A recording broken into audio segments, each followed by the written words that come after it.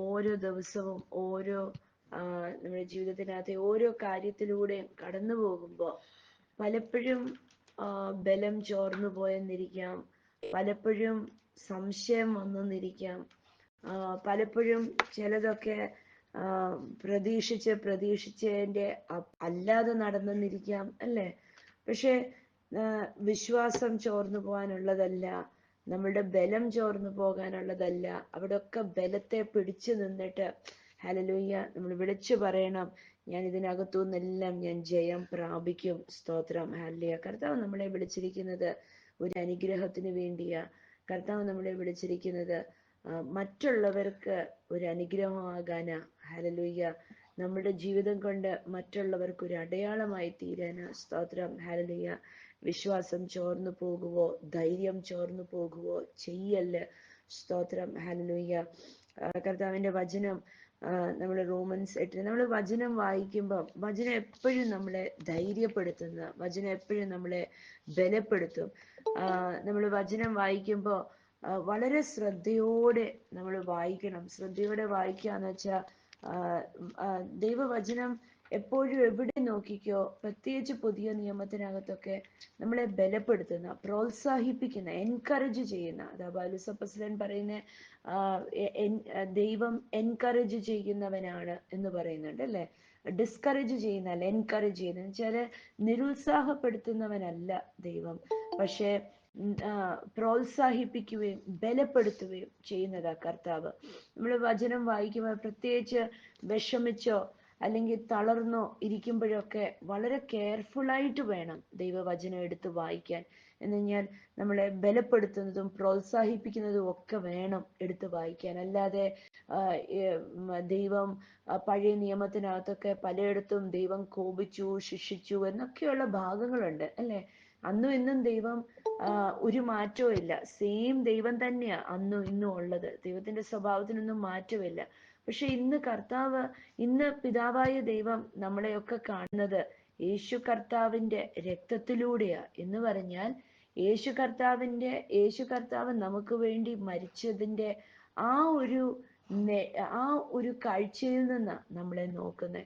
അപ്പൊ നമ്മളെയൊക്കെ നോക്കുന്നത് ഒരു ദൈവം ക്ഷമിച്ചു എന്നുള്ള ആ ഒരു തലത്തിൽ നിന്നാ കർത്താവ് നമ്മളെ നോക്കുന്നത്. ക്രിസ്തുവിന്റെ സ്നേഹത്തിൽ നിന്നാ നോക്കുന്നത്. അപ്പൊ നമ്മൾ ദൈവവചനം വായിക്കുമ്പോഴും നമ്മളെ പ്രോത്സാഹിപ്പിക്കുന്ന ദൈവവചനം ആയിരിക്കണം നമ്മൾ വായിക്കാൻ. സ്തോത്രം, ഹല്ലേലൂയ. കർത്താവിന്റെ വചനം റോമൻസ് 8 അതിന്റെ 31 റോമൻസ് ചാപ്റ്റർ 8 വേഴ്സ് നമ്പർ 31 വചനം ഇങ്ങനെ പറയുന്നു: What shall we say about such wonderful things as these?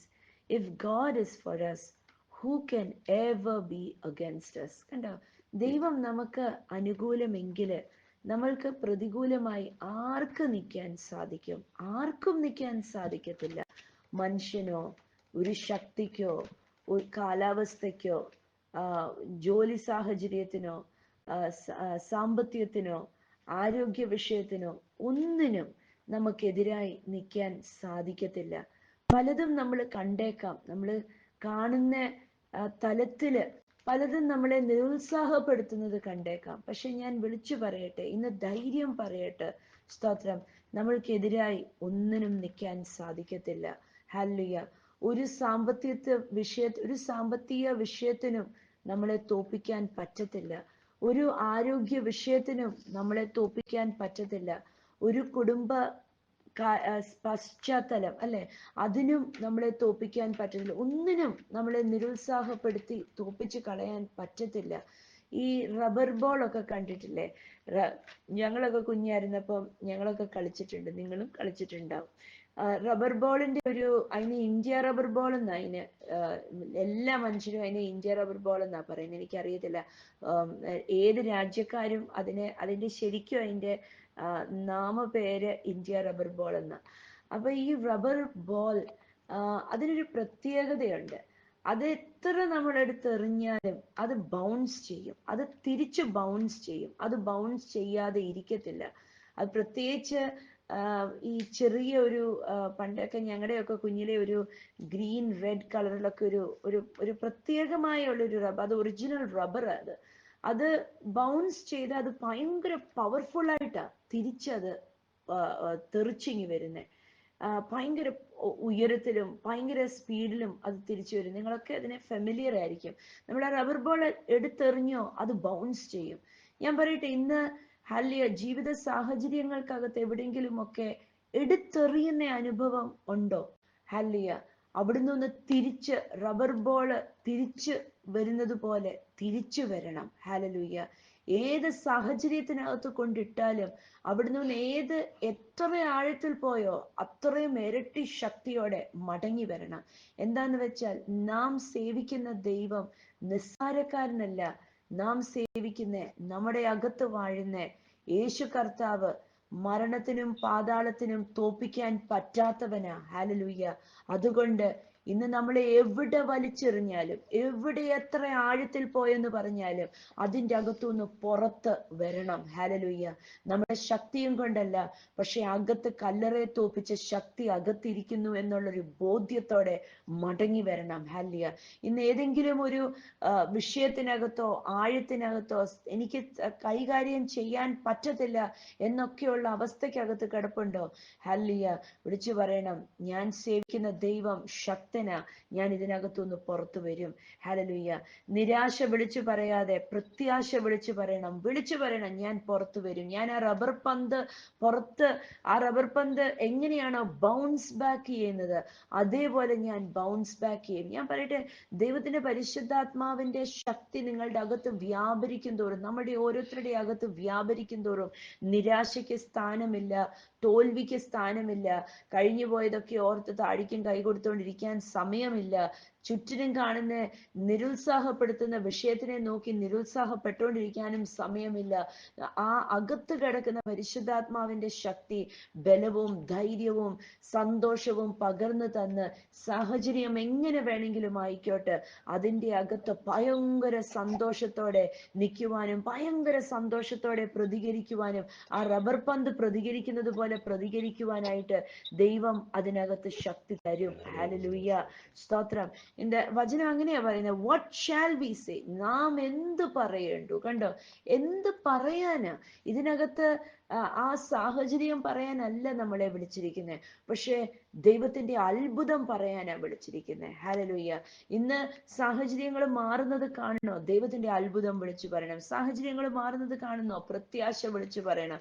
പൗലോസ് അപ്പോസ്തലൻ എത്ര നിരുത്സാഹപ്പെടുന്ന അവസ്ഥയ്ക്കകത്താ കിടന്നെങ്കിലും ഹല്ലേലൂയ ദൈവത്തിന്റെ മഹത്വം വിളിച്ചു പറഞ്ഞുകൊണ്ടേയിരുന്നു. ഹല്ലേലൂയ. സാഹചര്യത്തിനെ വിളിച്ചു പറഞ്ഞില്ല, ഇന്ന് വിളിച്ചു പറഞ്ഞേ, ഞാൻ എൻ്റെ സാഹചര്യത്തിനെ വിളിച്ചു പറയത്തില്ല. ഹല്ലേലൂയ. സ്തോത്രം. സാഹചര്യം വിളിച്ച് പറയല്ലേ. അവിടെ പൗലോസ് പറയാ, നാം ഇതിനെക്കുറിച്ചൊക്കെ എന്ത് പറയേണ്ടു, ഒന്നും നമുക്ക് വാക്ക് പോരാ. അല്ലെ, ദൈവം എനിക്ക് അനുകൂലമെങ്കിൽ എനിക്ക് പ്രതികൂലമായി ആരും നിൽക്കത്തില്ല. എന്നിട്ട് അടുത്ത വാക്യം പറയാ, 32 വായിച്ചേ. സ്വന്തം പുത്രനെ ആദരിക്കാതെ നമുക്ക് എല്ലാവർക്കും വേണ്ടി ഏൽപ്പിച്ചു തന്നവൻ അവനോടുകൂടെ സകലവും നമുക്ക് നൽകാതിരിക്കും. Since he did not spare even his own son, but gave him up for us all, won't he also give us everything else? Hallelujah. ഏതെങ്കിലും പ്രതിസന്ധിയിലൂടെ കടന്നു പോകുമ്പം വിളിച്ചു പറയണം, യേശുവിനെ മടിയിലിരുന്ന ഏകജാതനായ പുത്രനെ എനിക്ക് വേണ്ടി വിട്ടു തന്നെങ്കിൽ, ഈ ലോകത്തിന് വേണ്ടി വിട്ടുകൊടുത്തെങ്കിൽ, നമ്മൾക്കൊന്നും ആർക്കും, ഞാൻ പറയട്ടെ, നീ വചനം കേൾക്കുന്ന ആരും ചിന്തിക്കല്ലേ, ഞാൻ ഏതോ നല്ല വീട്ടിൽ ജനിച്ചത് കൊണ്ട് ഇന്ന് ഞാൻ കർത്താവിനെ അറിഞ്ഞൊക്കെ ഇങ്ങനെ നല്ലതായിട്ടൊക്കെ ഇരിക്കുന്ന ചിന്തിക്കല്ലേ. ആരും ചിന്തിക്കല്ലേ, എൻ്റെ അപ്പനും അമ്മയും ഒക്കെ നല്ലത് ചെയ്തു, ഞാനും നല്ലത് കുറെ ചെയ്തു, അതുകൊണ്ടാ കർത്താവിന് ഇത്ര സ്നേഹം എന്നോട്. വെറുതെയാ, അങ്ങനെയൊന്നുമില്ല. ദൈവത്തിന് അങ്ങനത്തെ പരിപാടിയൊന്നുമില്ല. നമ്മൾ നല്ലത് ചെയ്താൽ നല്ലതായിട്ടൊക്കെ ജീവിച്ച് കർത്താവിനെ അനുസരിച്ചും കർത്താവിനെ സ്നേഹിച്ചും ഒക്കെ ജീവിച്ചാൽ ഡെഫിനറ്റ്ലി ഫേവർ ഉണ്ട്. സ്വർഗത്തിൽ ചെന്ന് നന്മ ലഭിക്കുക തന്നെ ചെയ്യും, ഭൂമിയിലും അതിന്റെ നന്മകൾ അനുഭവിക്കും. പക്ഷെ അതൊന്നും കൊണ്ടൊന്നുമല്ല കർത്താവ് നമ്മളെ സ്നേഹിച്ചതൊന്നും. തൻ്റെ സ്വന്തം ഛായയിലും രൂപത്തിലും ഒക്കെ സൃഷ്ടിച്ചത് കാരണം തൻ്റെ ആത്മാവ് നമ്മുടെയൊക്കെ അകത്ത് കിടക്കുന്ന കാരണം നശിച്ചു പോകണ്ട എന്ന് തീർച്ചയായിട്ടും ദൈവമായിട്ട് കൂട്ടായ്മ ആചരിക്കാനൊക്കെ തെരഞ്ഞെടുത്തതും ഒക്കെയാ. പക്ഷെ നമ്മൾ എന്തോ ഒക്കെ ചെയ്തതോ, ഏതോ വീട്ടിൽ നിന്ന് വന്ന അപ്പനും അമ്മയൊക്കെ നല്ലത് ചെയ്തത് കൊണ്ടൊന്നും അല്ല നമ്മൾ നന്മയൊന്നും അനുഭവിക്കുന്നത്. സ്തോത്രം. ആര് ഹൃദയം കർത്താവിന് കൊടുക്കുന്നോ, ആര് വിശ്വസ്തയോടെ നിൽക്കാൻ താല്പര്യപ്പെടുന്നോ, അവിടെ ഇടപെടുന്ന ദൈവമാ. ഹല്ലേലൂയ. വചനം അപ്പോൾ ഇവിടെ പറയുന്നു, സ്വന്തം പുത്രനെ ആചരിക്കാതെ, സ്വന്തം പുത്രനെ പോലും മാറ്റിവെക്കാതെ സകലതും എന്ന് പറഞ്ഞ സകലതും ഹല്ലേലൂയ നമുക്ക് വേണ്ടി നൽകിയിരിക്കുന്നെങ്കില് ബാക്കിയും കൂടെ നമുക്ക് നൽകത്തില്ലയോ? ഹല്ലേലൂയ. ഈ പദമൊക്കെ പെറുക്കുമ്പോൾ ദൈവം ഇത് കണ്ടില്ലേ, ഇതൊക്കെ അറിഞ്ഞില്ലേ, ഇത്ര ഇങ്ങനെ ആയല്ലോ എന്നൊക്കെ പറയുമ്പോ ഒന്ന് മനസ്സിലാക്കണം, ദൈവം സ്വന്തം മകനെ, സ്വന്തം പുത്രനെ, നമ്മളൊന്നും നമ്മുടെ മക്കളെ ഒന്നും ആർക്കും വിട്ടുപോലും കൊടുക്കത്തില്ല അല്ലെ? അവിടെ കർത്താവ് എന്ത് ചെയ്തു, പിതാവ് എന്ത് ചെയ്തു? ഹല്ലേലൂയ. നമ്മളുടെ ഓരോ ശൂന്യമായ മേഖലകളെ നിറയ്ക്കാൻ വേണ്ടി, നമ്മുടെ ഓരോ തോൽവികളെ ജയമാക്കാൻ വേണ്ടി, നമ്മുടെ മരണകരമായ വിഷയങ്ങളെ ജീവിപ്പിക്കാൻ വേണ്ടി തന്റെ സ്വന്തം പുത്രനെ വിട്ടു തന്നു. ഹല്ലേലൂയ. സ്തോത്രം. എന്നിട്ട് നമ്മളവിടെ വായിക്കുമ്പോൾ 33 പറയുന്നു, നമ്മളെ ആര് കുറ്റം വിധിക്കും? യേശുവിനെ സകലരും കുറ്റം വിധിച്ചു. യേശു ആ കുറ്റമെല്ലാം ഏറ്റു. അതുകൊണ്ട് ഇനിയും നമ്മൾ ആരുടെയും കുറ്റമൊന്നും, കുറ്റപ്പെടുത്തലൊന്നും കേൾക്കേണ്ടിയില്ല. പലവരും ചിലപ്പം യേശുവിന്റെ പിന്നാലെ ഇറങ്ങി എന്ന് പറഞ്ഞിരിക്കുന്നു. ലോകത്ത് എല്ലാവർക്കും എല്ലാം അക്സെപ്റ്റ് ചെയ്യാം. കള്ളും കഞ്ചാവും കഴിക്കുന്നവനെ പോലും അക്സെപ്റ്റ് ചെയ്യാം ലോകത്തിന്. അവരെ പോലും സ്വീകരിക്കാൻ തയ്യാറാ. അവരെ പോലും ലോകം ഉയർത്തിപ്പിടിച്ച് ഈ വലിയ എന്താ പോപ്പ് സിംഗേഴ്സും ഒക്കെ, അവരൊക്കെ ലോകത്തിലൊക്കെ എത്ര വലിയ പേരുള്ളവരാ അല്ലെ? പ്രത്യേകിച്ച് ഈ വെസ്റ്റേൺ പോപ്പ് മ്യൂസിക് ഒക്കെ, അവർക്കൊക്കെ ഭയങ്കര പേരാ. മൂവി ആക്ടേഴ്സ്, ആക്ട്രസസ്, അവർക്കൊക്കെ ഭയങ്കര പേരാ. അവരൊക്കെ എന്ത് തെറ്റ് ചെയ്താലും ഒരു കുഴപ്പമില്ല, അത് ന്യൂസിൽ വന്നു പോയി, അവർക്ക് അതിനകത്തുനിന്ന് നല്ല പേരും ചീത്ത പേരും ഒക്കെ എങ്ങനെയൊക്കെ എല്ലാവർക്കും അറിയാം, ഒരു കുഴപ്പമില്ല. പക്ഷെ യേശുവിന്റെ പിന്നാലെ ഇറങ്ങുമ്പോഴാ മിക്കവർക്കും വലിയ വിഷയമൊക്കെ. കുടുംബങ്ങൾക്കകത്തൊക്കെ ഒന്ന് നോക്കിക്കേ, മക്കളൊക്കെ, ചിലവരുടെയൊക്കെ കുടുംബത്തിനകത്ത് മക്കളൊക്കെ കള്ളും കുടിച്ച് കഞ്ചാവും കഴിച്ച് പുകയും വലിച്ച് എങ്ങനെ നടന്നാലൊന്നും അവർക്ക് അതൊന്നും വിഷയമില്ല. പക്ഷെ യേശുവിന്റെ പിന്നാലെ ഇറങ്ങി സ്നാനപ്പെട്ടു എന്നൊക്കെ അറിഞ്ഞാൽ പിന്നെ നീ ഇനിയും കുടുംബത്തിന്റെ ഭാഗം പോലും അല്ല എന്നൊക്കെ പറയും അല്ലെ? അങ്ങനെയൊക്കെ നമ്മൾ എത്ര പേരുടെ കാര്യങ്ങൾ കേട്ടിട്ടുണ്ട്. കള്ളുഷാപ്പൊക്കെ നടന്നാലൊന്നും ആരും കല്ലെറിയത്തില്ല.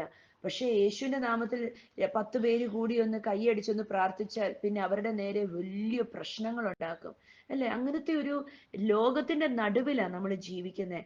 പക്ഷെ കർത്താവിന്റെ വചനം അവിടെ പരിശുദ്ധാത്മാവിൽ നിറഞ്ഞ് പൗലോസ് അപ്പോസ്തലൻ എഴുതി വെച്ചിരിക്കുക, who dares accuse us? 33-ാം വാക്യം, who dares accuse us whom God has chosen for his own?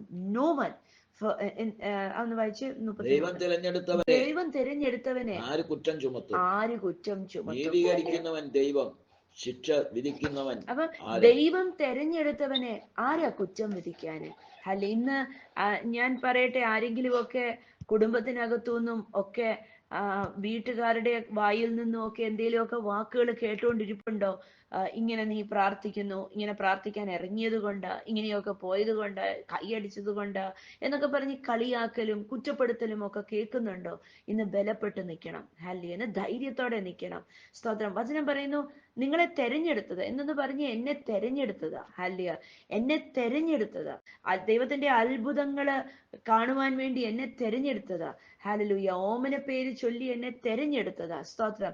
എന്നെ ആർക്കാ കുറ്റം വിധിക്കാൻ പറ്റുന്നത്? എന്നെ ആരെങ്കിലുമൊക്കെ കളിയാക്കട്ടെ, എന്തെങ്കിലുമൊക്കെ പറയട്ടെ, അത് അവര് പറഞ്ഞിട്ട് പോകട്ടെ. പക്ഷേ ഹല്ലേലൂയ, എന്നെ ദൈവം കുറ്റം വിധിച്ചില്ലെങ്കിൽ, ദൈവം എന്നെ തെരഞ്ഞെടുത്തതാണെങ്കിൽ എന്നെ ആർക്കും കുറ്റം വിധിക്കാൻ സാധിക്കത്തില്ല. ഹല്ലേലൂയ.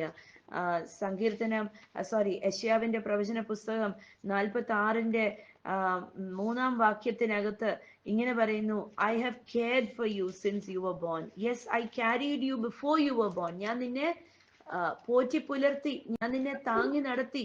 നീ ജനിക്കുന്നതിന് മുമ്പേ ഞാൻ നിന്നെ കണ്ടു, ഞാൻ നിന്നെ താങ്ങി നടത്തി.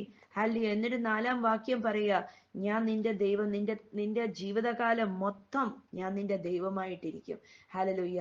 നമ്മുടെ ഇടയ്ക്ക് വെച്ച് കൈവിട്ടേച്ച് പോകുന്നു കർത്താവല്ല. മനുഷ്യര് ജീവിതമൊക്കെ ബുദ്ധിമുട്ടൊക്കെ ആവുമ്പം പകുതി വഴിയൊക്കെ എത്തുമ്പോഴത്തേക്ക് ഭാര്യ ഭർത്താവിനോട് പറയും, അല്ലെങ്കിൽ ഭർത്താവ് ഭാര്യയോട് പറയും, ഇനി നമുക്ക് 2 വഴിയേ പോകാം എന്നൊക്കെ പറയും അല്ലെ?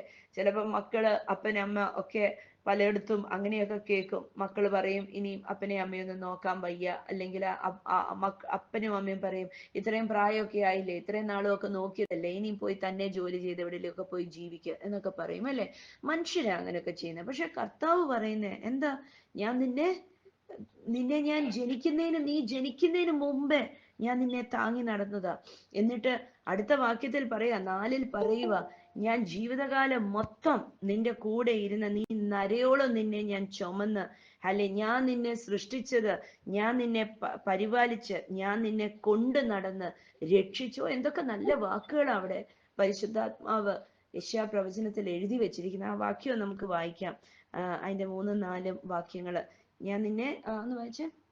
ഉദയം മുതൽ ചുമക്കപ്പെട്ടവരുമായി യാക്കോബിന്റെ ഗ്രഹമായ ഇസ്രായേൽ ഗ്രഹത്തിൽ ശേഷിച്ചിരിക്കുന്ന എല്ലാവർക്കും ഉള്ളവരെ എന്റെ വാക്കു കേൾപ്പീൻ. നിങ്ങളുടെ വാർദ്ധക്യകാലത്തും ഞാൻ അനന്യൻ തന്നെ. നിങ്ങൾ നരച്ചാലും ഞാൻ നിങ്ങളെ ചുമക്കും. ഞാൻ അത് ചെയ്തിരിക്കുന്നു. ഞാൻ സഹായിക്കും. ഞാൻ ചുമന്നു വിടുവിക്കുകയും ചെയ്യും. ആമേൻ, സ്തോത്രം. അപ്പൊ നരച്ചാലും ചിലരൊക്കെ പ്രായമായി കഴിഞ്ഞാൽ അവരിങ്ങനെ എപ്പോഴും ഓർത്തുകൊണ്ടിരിക്കും അല്ലേ, ഞാൻ ആർക്കും ഒരു ബുദ്ധിമുട്ടാവണ്ട. അങ്ങനെ ഓർക്കുന്ന പലവരും ഉണ്ട്. ഞാൻ ആരെയും കഷ്ടപ്പെടുത്താതെ എനിക്ക് അങ്ങ് മിണ്ടാതങ്ങ് പോകണം എന്നൊക്കെ പറയുന്നവരില്ലേ. പക്ഷെ കർത്താവ് പറയാ, എത്ര നിങ്ങൾ അങ്ങനെ പറഞ്ഞാലും ചിലരൊക്കെ രോഗക്കിടക്കെ കിടക്കുമ്പോൾ അവരോർക്കും, എത്ര പേരെയാ കഷ്ടപ്പെടുത്താതെ കർത്താവെ അങ്ങ് വിളിച്ചുകൊണ്ട് പോണേ. ചിലവര് ഒരു 60 വയസ്സാവുമ്പം തൊട്ടേ പിന്നെ മരിക്കാൻ തയ്യാറാ. എന്തിനാ ജീവിക്കുന്നേ എന്നൊക്കെ പറയുന്ന ആൾക്കാരില്ലേ. അല്ലെങ്കിൽ അവര് പറയും, വയസ്സൊക്കെ ആയി, ഇനി ഈ രോഗം എന്നെ കൊണ്ടേ പോകത്തുള്ളൂ. അല്ലെങ്കിൽ അങ്ങനെ ഓരോന്നൊക്കെ വർത്തമാനങ്ങൾ പറയുന്ന, വലിയ വാക്കുകളൊക്കെ പറയുന്ന പാർട്ടികളുണ്ട്. പക്ഷെ കർത്താവ് പറയാ, വിശ്വാസം ഉണ്ടോ? വിശ്വാസം ഉണ്ടെങ്കിൽ ഈ നരയോളം ചുമക്കാൻ മതിയായവന്, നരയോളം നിന്നെ കൊണ്ട് നടക്കാം. നീ എത്ര ക്ഷീണിച്ചു പോയാലും നിന്നെ ഞാൻ എൻ്റെ ഉള്ളം കയ്യിൽ കൊണ്ട് നടക്കും. എത്ര ഭാഗ്യമായത്. ഹല്ലിയ. നീ ആർക്കും നിന്നെ വേണ്ടെങ്കിലും എനിക്ക് നിന്നെ വേണം. ഹല്ലിയ. എന്ന് വിളിച്ചു പറഞ്ഞേ, കർത്താവിന് എന്നെ വേണം. കർത്താവിന് എന്നോട് ഭയങ്കര ഇഷ്ടമാണ്. കർത്താവിന് എന്നെ വേണം. ഹല്ലിയ. മറ്റുള്ളവർക്കൊന്നും ചിലപ്പം വേണ്ടായിരിക്കും. ചിലവര് നേരിട്ട് പറഞ്ഞു കാണും, എന്തോയിനാ നിന്നെ ഇനി ആവശ്യമില്ല എന്നൊക്കെ പറഞ്ഞു കാണും. ചിലവര് സ്നേഹമില്ലാത്ത പ്രവൃത്തികളൊക്കെ കണ്ടിട്ട് ഹൃദയമൊക്കെ നുറുങ്ങിയിട്ട് ഇവർക്ക് എന്നെ വേണ്ട. പക്ഷെ ഞാൻ പറയട്ടെ, കർത്താവിന് നിങ്ങളെ വേണം. ഇതൊന്ന് നെഞ്ചത്ത് കൈവച്ചിട്ട് പറഞ്ഞേ, ദൈവത്തിന് എന്നെ വേണം, യേശുവിന് എന്നെ വേണം. അല്ലേ, വേണ്ടാത്തതൊന്നും ചിന്തിച്ചു കൂട്ടല്ലേ. വയസ്സായി, പ്രായമായി, ഇനി അങ്ങ് മരിച്ചാ മതി, ആർക്കും കഷ്ടപ്പാടില്ലാതെ ബുദ്ധിമുട്ടില്ലാതെ. ഈ കർത്താവ് പറയുന്നുണ്ട്, ഞാൻ നിന്നെ കൊണ്ട് നടക്കാമെന്ന്. കർത്താവ് പറയുന്നുണ്ട്, ഞാൻ നിന്നെ താങ്ങി നടത്താമെന്ന്, നരയോളം താങ്ങി നടത്താം. യെശയ്യാവിന്റെ 41:10 വിളിച്ചു പറയാ, don't be afraid, I am with you, don't be discouraged, for I am your God, I will strengthen you and help you, I will hold you up with my victorious right hand. കണ്ടോ, വിളിച്ചു പറയാ, നീ ഭയപ്പെടാതെ, ഞാൻ നിന്റെ കൂടെയുണ്ട്. നീ നിരുത്സാഹപ്പെടാതെ, ഞാൻ നിന്റെ ദൈവമാ. ഞാൻ നിന്നെ ബലപ്പെടുത്തി താങ്ങി നിന്നെ സഹായിച്ച് എന്റെ വലം കൈയും കൊണ്ട്, എങ്ങനത്തെ എന്റെ ജയമുള്ള വലം കൈയും കൊണ്ട്, അല്ലയോ, ദൈവത്തിന്റെ ജയാളിയായ കരം കൊണ്ട് ഞാൻ നിന്നെ താങ്ങി നടത്താം. സ്തോത്രം. എത്ര പ്രത്യാശയുടെ വാക്കുകളൊക്കെയാ ദൈവവചനത്തിനകത്തുള്ളത്. ഇതുകൊണ്ടാ പൗലോസ് പറഞ്ഞത് ഇതിനെക്കുറിച്ചൊക്കെ. പൗലോസ് 8:31 ഇങ്ങനെയാണ്, what shall we say about such wonderful things. കണ്ടോ, ഇത്ര മഹത്വമുള്ള, ഇത്ര അത്ഭുതമുള്ള, ഇത്ര വണ്ടർഫുൾ എന്നൊക്കെ പറഞ്ഞാൽ നമ്മൾ രാത്രിയിലൊക്കെ ആകാശമൊക്കെ നോക്കുമ്പം കാർമേഘമൊക്കെ മാറി നല്ല നക്ഷത്രമൊക്കെ ഇങ്ങനെ തെളിഞ്ഞു നിൽക്കുമ്പോൾ നമുക്കതൊന്നും ചിന്തിക്കാൻ പോലും പറ്റില്ല അല്ലെ. നമ്മളിങ്ങനെ നോക്കിയിട്ട് നമ്മളിങ്ങനെ അതിശയം പറയും. യാത്രയൊക്കെ ചെയ്യുമ്പോൾ നമ്മള് ഭയങ്കര ഭംഗിയുള്ള സ്ഥലങ്ങളൊക്കെ കാണുമ്പോൾ നമ്മളിങ്ങനെ അതിശയിച്ചു പോകും. അതിശയിപ്പിക്കുന്ന വണ്ണമാ ദൈവത്തിന്റെ പ്രവൃത്തികള്. നമ്മളെ ആശ്ചര്യപ്പെടുത്തുന്ന വണ്ണമാ കർത്താവിന്റെ ഓരോ കരവേലകള്. അല്ലയോ, പൗലോസ് പറയുക, നാം ഈ അതിശയിപ്പിക്കുന്ന ഈ അത്ഭുതമായ കാര്യങ്ങളെ കുറിച്ച് നാം എന്തു പറയാനാ. അല്ലയോ, ദൈവം നമുക്ക് അനുകൂലമെങ്കിൽ പ്രതികൂലം ആർക്ക് നിൽക്കാൻ സാധിക്കും. ഹല്ലിയ. നരയോളം ചുമക്കാമെന്ന് വാക്ക് പറഞ്ഞവൻ കൂടെയുണ്ടെങ്കിൽ എന്തിനാ ഭയപ്പെടുന്നേ. ഹല്ലേലൂയ. രക്ഷിക്കുന്ന വലം കരം കൂടെ ഉണ്ടെങ്കിൽ പിന്നെ നാം എന്തിനാ ഹല്ലേലൂയ നിരുത്സാഹപ്പെട്ടു പോകുന്നേ. ഇന്ന് ജീവിതത്തിനകത്ത് എവിടെങ്കിലുമൊക്കെ നോക്കുമ്പോൾ നിരുത്സാഹപ്പെടുന്ന കാര്യങ്ങളാണെങ്കിൽ അതിനെ ഒന്നും ശ്രദ്ധിക്കാൻ പോകല്ലേ. നിരുത്സാഹപ്പെടുത്തുന്ന വ്യക്തികളുടെ പുറകെ പോകല്ലേ. നിരുത്സാഹപ്പെടുത്തുന്ന സാഹചര്യങ്ങളുടെ പിന്നാലെ പോകല്ലേ. നിരുത്സാഹപ്പെടുത്തുന്നതിനകത്തോട്ട് ഒന്ന് കൊടഞ്ഞ് എഴുന്നേറ്റിട്ട് പറയണം, ഞാൻ അതിനെ ഒന്നുമല്ല നോക്കുന്നത്, ഞാൻ എന്നെ പ്രോത്സാഹിപ്പിക്കുന്ന കർത്താവിനെയാ നോക്കുന്നത്. ഹല്ലേലൂയ. മനഃപൂർവ്വം ബോധപൂർവമായി മനഃപൂർവ്വമായി ദൈവവചനം എടുത്തിട്ട് പ്രോത്സാഹിപ്പിക്കുകയും ബലപ്പെടുത്തുകയും ചെയ്യുന്ന വാക്യങ്ങൾ എടുത്തിട്ട് വിളിച്ചു പറയണം, ഇതിനാ കർത്താവ് എന്നെ ആക്കിയിരിക്കുന്നത്. ഹാലിയ. ജീവിത സാഹചര്യങ്ങൾ എന്താണേലും അതൊന്നും എനിക്കെതിരായി നിൽക്കത്തില്ല. ഞാൻ പറയട്ടെ, ഈ വാക്യമൊക്കെ വായിക്കുമ്പോൾ ചിലപ്പോ ഓർക്കും ഈ പ്രതികൂലമായി എനിക്ക് ആര് നിൽക്കും എന്നോർക്കും. മനുഷ്യരെയാ ചിലപ്പോ ഓർക്കുന്നേ. മനുഷ്യര് മാത്രമല്ല, സാഹചര്യങ്ങള്, ശക്തികള്, ദേശങ്ങള്, നിയമങ്ങള്, ഇതൊന്നും എനിക്കെതിരായി നിൽക്കത്തില്ല. ഹല്ലേലൂയ. വിളിച്ചു പറയണം, ഒന്നും എനിക്കെതിരായി നിൽക്കത്തില്ല. എന്നുവെച്ചാൽ എൻ്റെ കർത്താവ് എൻ്റെ കൂടെയുണ്ട്. അല്ലെ, എത്ര ബലപ്പെടുത്തുന്ന വാക്യങ്ങള്. ദൈവം സഹായിക്കട്ടെ. യേശു കൂടെ ഇരിക്കട്ടെ. ഹല്ലിയ. നിരുത്സാഹപ്പെട്ട ഹൃദയങ്ങളൊക്കെ കർത്താവ് ഇന്ന് ബലപ്പെടുത്തട്ടെ. ഹല്ലിയ. വാടി തളർന്ന് താണിരുന്ന മുഖങ്ങളൊക്കെ ഇന്ന് പൊങ്ങി ഉയർന്നു വരട്ടെ. ഹല്ലേലൂയ. ബലമുള്ളതായി തീരട്ടെ. കർത്താവിന്റെ ആ സ്നേഹം കൊണ്ട് നിറയട്ടെ, പ്രത്യാശയം കൊണ്ട് നിറയട്ടെ. God bless you. ഹല്ലേലൂയ. കർത്താവ് സകല നന്മയാൽ നിറയ്ക്കട്ടെ. യേശുവിൻ നാമത്തിൽ ആമേൻ, ആമേൻ.